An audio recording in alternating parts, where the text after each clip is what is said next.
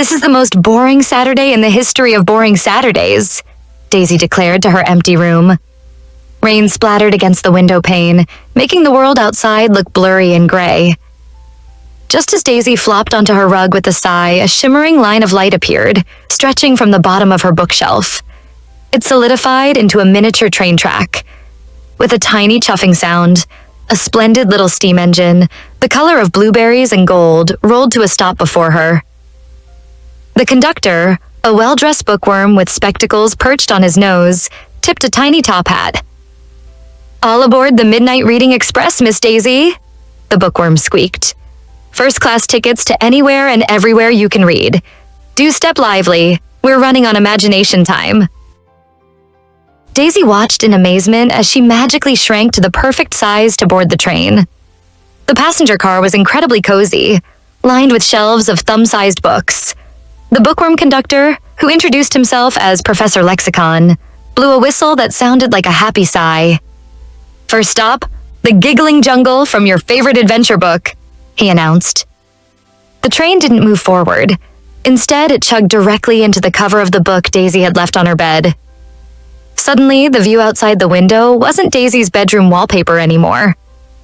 It was a lush jungle of feathery purple trees. Silly-looking monkeys with rainbow tails swung by, juggling coconuts and telling riddles that always ended with the punchline, "Banana." A monkey with bright pink fur hung upside down from a vine, offering Daisy a piece of fruit that looked like a star. "It's a chuckleberry," the monkey chattered, "guaranteed to make you giggle." Daisy took a bite, and the fruit tasted of sunshine and cotton candy.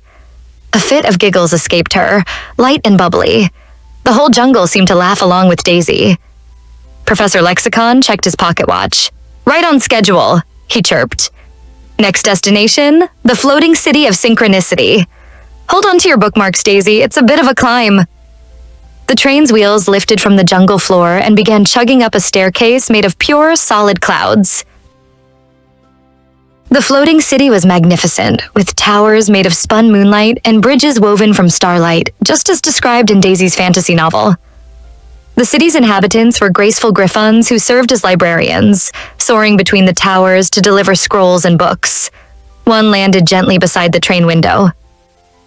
"Greetings, traveler," the griffin rumbled, its voice like stones tumbling downhill. "Have you come seeking the lost limerick of laughter?" Daisy shook her head. "I'm just visiting," Daisy replied with a grin. The griffin nodded wisely. "A noble pursuit. The best stories are found when you aren't looking for them." The wise creature then soared away, its powerful wings catching a solar wind. With a gentle jolt, the train rolled to a final stop. Daisy was back in her room, sitting on her rug, returned to her normal size. The rain had ceased, and the afternoon sun streamed through her window. The magical train and its tracks were gone, but the adventure book lay open in Daisy's lap, its pages still warm. A tiny voice seeming to come from the bookshelf itself whispered, "The library is now closed, but we're always open for the next rainy day, Miss Daisy." Daisy hugged the book to her chest, a wide smile on her face. Boring Saturdays were a thing of the past, now that Daisy knew she had a permanent ticket for the Midnight Reading Express.